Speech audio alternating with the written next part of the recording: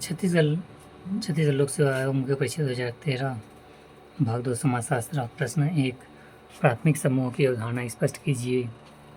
उत्तर, ऐसे समूह हैं जिनकी विशेषताओं में आमने सामने की घनिष्ठ संबंध, सहयोग, हम की भावना पाई जाती है। प्राथमिक समूह है जैसे कि परिवार, क्रीड़ा समूह, गांव, मित्र मंडलीय, जनजाति परिषद इत्यादि।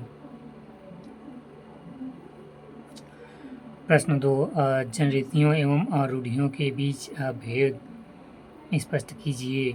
उत्तर, जनरीतियाँ समाज द्वारा स्वीकृत सामान्य व्यवहार के नियम होते हैं जिनकी प्रकृति व्यक्तित्व होती है, परंतु यही जनरीति दृढ़ व कठोर होकर रूढ़ियाँ बन जाती है जिनकी प्रकृति सामूहिक हो जाती है, जिनका पालन करना आवश्यक हो जाता है। पालन न करने की स्थिति में समाज द्वारा दंड का प्रावधान किया जाता है।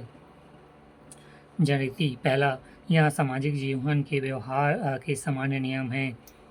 दूसरा, यह अपेक्षाकृत कम सामाजिक स्वीकृति किंतु अधिक चेतन है। तीसरा, इनकी प्रकृति व्यक्तित्व होती है।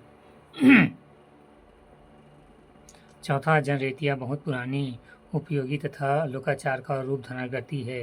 रूढ़ियाँ, पहला, ये व्यवहार के तरीके ढंग है जो सुस्पष्ट तथा अत्यधिक आवश्यक माने जाते हैं। दूसरा, ये अपेक्षाकृत अधिक व्यापक किंतु कम चेतन होते हैं।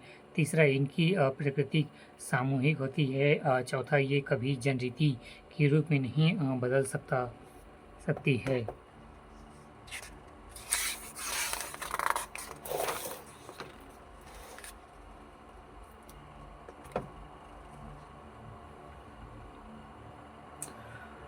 प्रश्न 3, सामाजिक असमानता के आधार बतलाइए। उत्तर, सामाजिक असमानता का अर्थ व्यक्तियों को अपने व्यक्तित्व की अपूर्ण विकास के समान अवसर प्राप्त नहीं होना, समाज में विशेष अधिकारों का पाया जाना, जन्म, जाति, प्रजाति, व्यवसाय, धर्म, भाषा, आय व संपत्ति के अधिकार पर अंतर पाया जाना।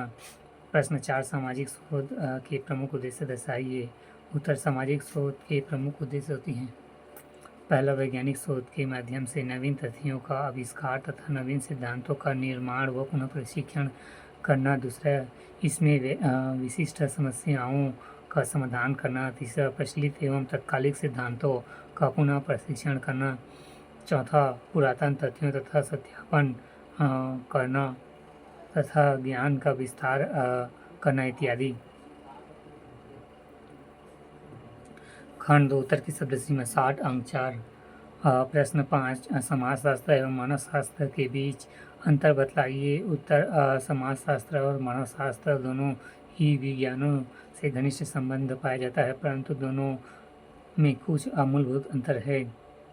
समाजशास्त्र, पहला, समाजशास्त्र सभ्य समाजों का अध्ययन करता है। दूसरा, समाजशास्त्र संस्थाएं कैसे कार्य करती है, कैसे कार्य करना चाहिए बतलाती है। तीसरा, समाजशास्त्र का अध्ययन क्षेत्र सामाजिक संबंध होता है। चौथा, समाजशास्त्र पद्धति और विषय वस्तु दोनों के मामले में एक विशिष्ट विषय है। मानवशास्त्र, पहला, मानवशास्त्र मुख्यतः आदिम समाजों का अध्ययन करता है। दूसरा, मानवशास्त्र आदिम समाज संबंधित व्यक्तिगत अध्ययन कराती है। तीसरा, मानवशास्त्र का अध्ययन क्षेत्र सामाजिक संबंध के अलावा विश्वास, मूल्य तथा व्यवहार भी होता है। चौथा, मानवशास्त्र जेनेटिक्स, सांस्कृतिक और समाज की वैज्ञानिक दृष्टिकोण से संबंधित विषय है। या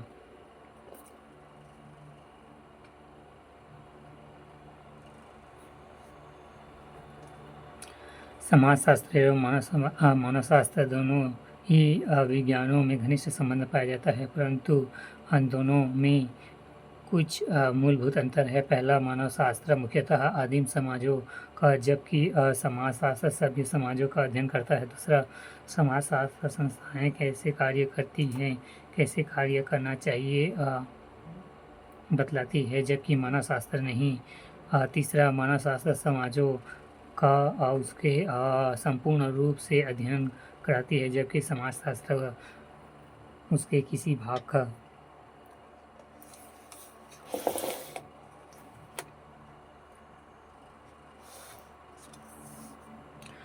प्रश्न 6 सामाजिक नियंत्रण को परिभाषित कीजिए एवं उसके प्रकार बतलाइए। उत्तर राष्ट्र के अनुसार सामाजिक नियंत्रण का तात्पर्य उन सभी शक्तियों से है जिनके द्वारा समुदाय व्यक्ति को अपने अनुरूप बनाता है।